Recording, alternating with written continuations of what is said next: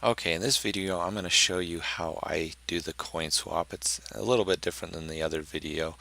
I think it might be a little easier, I'm not sure. But anyway, I'll kind of explain what I'm doing. Essentially for this coin swap we need three parts of information. One is the current address, and this will be the one that you're currently using that has a balance in it, that is synced up and is working. Okay. The next one is you need to install the new wallet. Here's my new wallet. Now this one is not going to be working until the blockchain, until after the swap is done. And so it's going to just be stuck here, 2 days behind. It's just not really working. There's no balance in here. That's the new wallet. Okay, so we're going to need that wallet address and then a message signature. And this is required because if they didn't require this, I could just go to the Block Explorer, find some address that had some coins in it, put it in here, and tell them to send that to my address. And so we don't want that to happen. Otherwise, people would be stealing other people's coins, and it would be a big mess. So those are the three parts of information that they require on the Google Docs.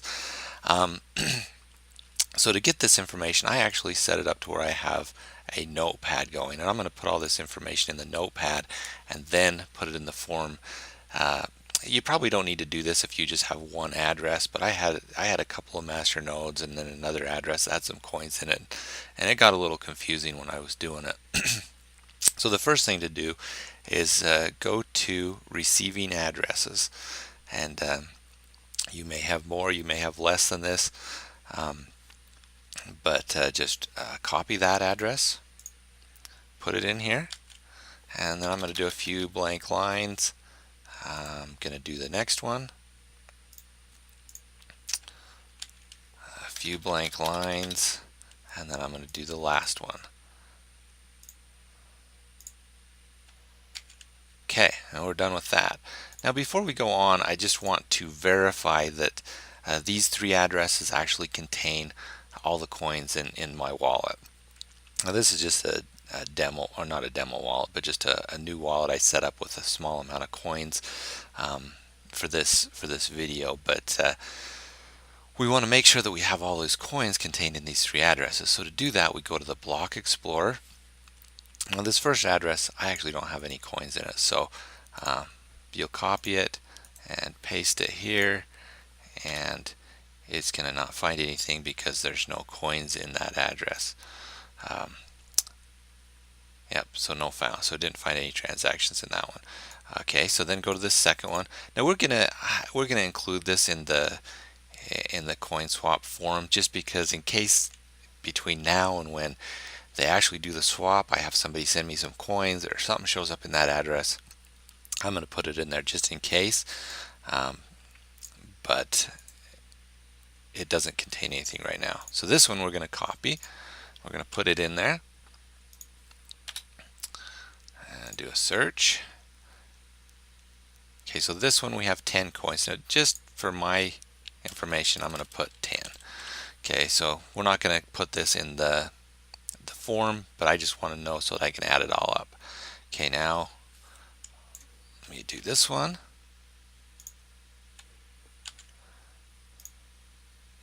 Do a search, and it has 10 as well. Okay, so that's a good sign because we see that we have 10 coins, and my whole wallet has 20. So we know we have all the wallets we need for this. Now, if those didn't contain it, you would have to go to options, wallet options, enable coin control features, and then you could go to send and go to inputs, and here you'll see all your wallets. Now you could have done this as well instead of going to the Block Explorer, and you'd see, okay, well this address contains 10, this one contains 10. As long as I've got those two, then I've got them all, and compare them to these two addresses, you'll see they'll match those two. So that's another option other than using the Block Explorer. Alright, so close that out. Now go back over to here and we see, okay, now we need the new address. So we're going to open up the new wallet, the one that is not syncing, that doesn't have any balance in it. Is all we need from this is our address. Now in here you could create new addresses and match them up with these. I'm not going to do that. I'm going to just have everything sent to this address. It's going to be just a little bit easier. So we copy this address, and now what's going to happen is if I have like two master nodes and I have some coins in some other wallets, all those master node coins and all those other wallets are all going to show up here in one address. And then once they're here, I'm going to have to for my master nodes, I'm going to have to create a new master node anyway. So I'm going to have to resend 10,000 coins to an address. So I might as well just put them all in here instead of having to send it to a new address anyway. So that'll make it a little bit easier. So that's the main reason why I'm just doing one. So copy address, and then this is going to be, and I'm going to just put this on all of them. Delete this 10 because we know that it's there, and we're going to know that that's there. Okay, so we're just going to send that to every single one of them. And now from this point we're done with the new wallet. We can close that out, and all we need to do is go to the old wallet and do a sign message. So this is to create that secure one. So we're going to put our first one, which was our address in there. Okay, and then where it's going to, oops, don't copy any spaces or miss a letter. So you got to make sure you get it exactly there. Copy, put that in there. Okay, and then we're going to sign the message. Okay, the signature, we're going to copy that, make sure you get it all there as well. Copy, and I'm going to put it right there. Okay, so that is the sign one for that one. Okay, now we're going to do the same thing for this one. And I don't think you have to close this out every time, but I'm going to, because that's what the other video showed to do. So now sign a new message. Okay, so for this one we're going to use this address.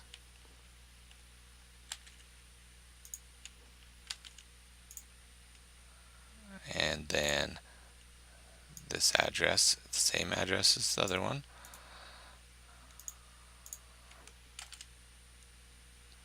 Okay, and I like to just look at it, and that first one didn't have any money in it, so it wasn't as big a deal, but look at it, make sure, okay, well, we got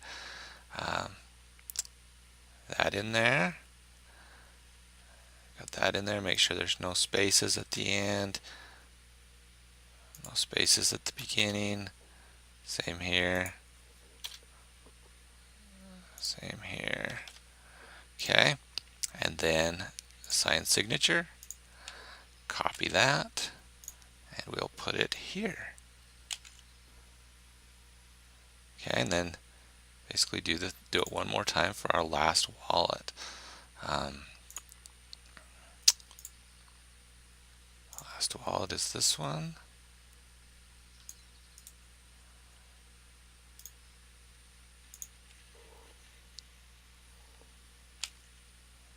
And then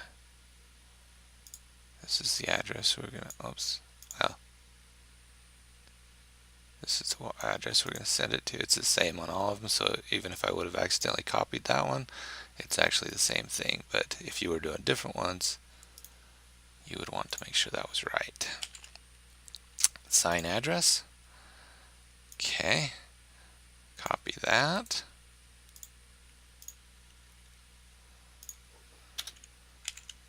Alright, now we have all the information we need to send to fill out the form.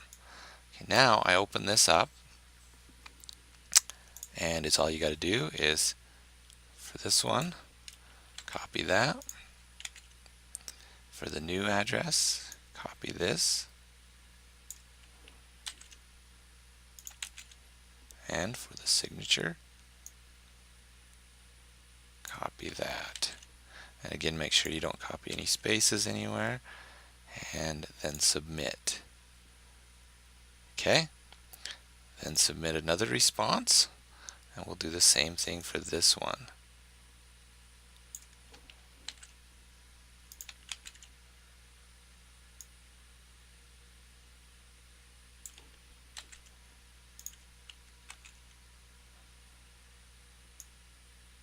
Oops, see, I almost missed that. You got to get everything in there. Be very careful when you're doing this, because if you mess up, you may not get your coins, and so that would be bad. Submit that one, and then submit the final one. Copy.